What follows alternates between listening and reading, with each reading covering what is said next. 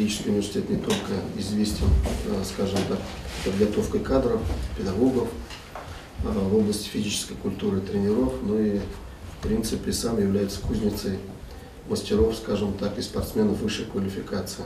У нас неплохая база материально-техническая, хороший кадровый состав, современная аудитория, и все это мы готовы предложить нашим коллегам, партнерам Республики Башкортостан для развития спорта, для вовлечения молодежи, для формирования здорового образа жизни.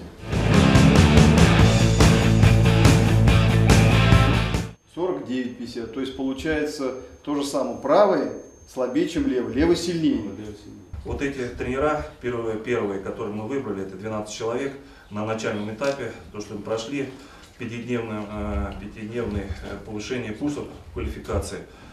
И я думаю, что вот это знание, которое они получат за стенах педагогического университета, они могут воплотить непосредственно своими ребятами.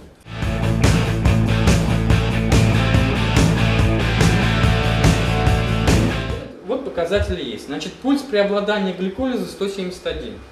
Значит, если выше выходить за этот пульс, он будет работать в гликолизе. Значит, вы уже можете коррекцию тренировочного процесса делать. Каким образом? Значит, если вы хотите наработать уже скоростно-силовые качества, то нужно работать на пульсе выше 170. Все, что будет ниже, это будет опять же аэробика. Все.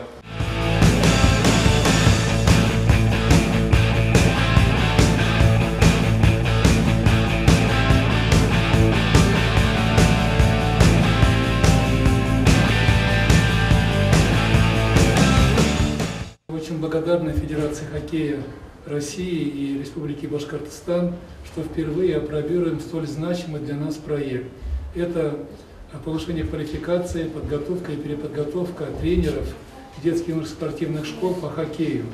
Вы именно те люди, которые занимаются с детьми, и нам очень приятно, что вот наши преподаватели впервые прикоснулись к вам. Надеюсь, что это соприкосновение было полезным как для вас, но для нас это очень полезный проект.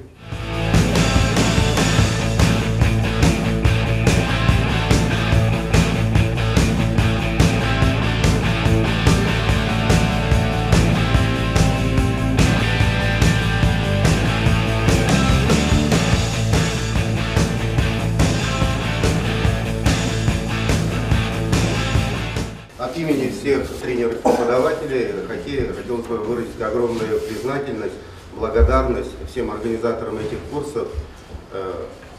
Обязательно, конечно, преподавателям Башкирского государственного педагогического университета за профессионализм, за компетентность.